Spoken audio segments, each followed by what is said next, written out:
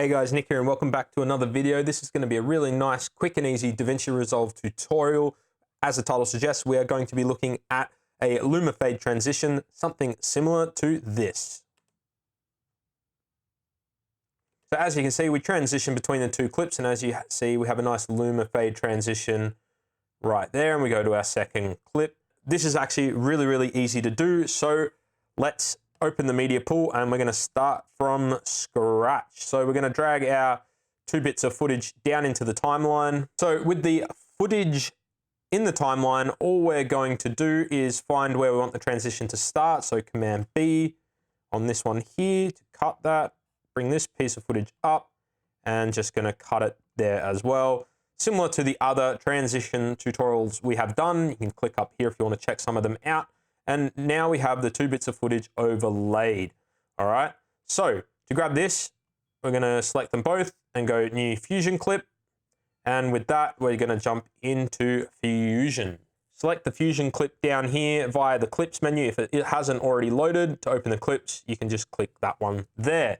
So you can see here, we have our media out over to our right, and we don't really need anything. We have our media 1 here, which is the first clip.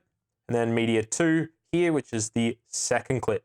So it's important to note that whatever clip is on top, i.e. this last one here, whichever one's on top of the footage is the one we add the effect to. So in this instance, we cut this clip here and put it on top of the original, this one here.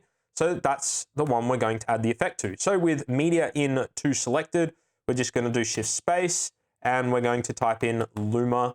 And we've got Luma here right there. And right away, what we're going to see in our final viewer is a weird sort of fade because it automatically starts fading in.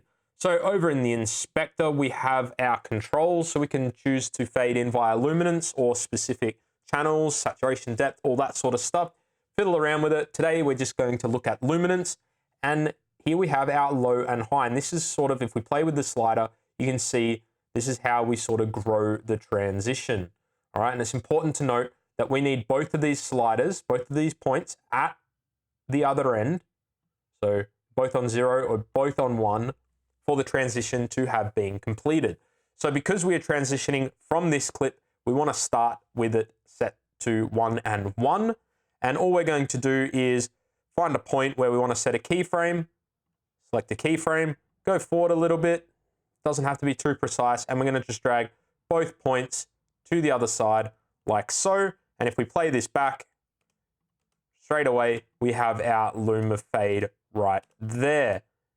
See, nothing hard at all. If we go to the center of the Luma fade, so around here, what we can do is play around with the blur. So right now it's set to Gaussian. We can change that to box and we can extend it or lower it depending on what sort of effect you want. I find a little bit of blur is good, but too much and it just sort of looks a little strange. So we're going to have a little bit of a blur, and straight up,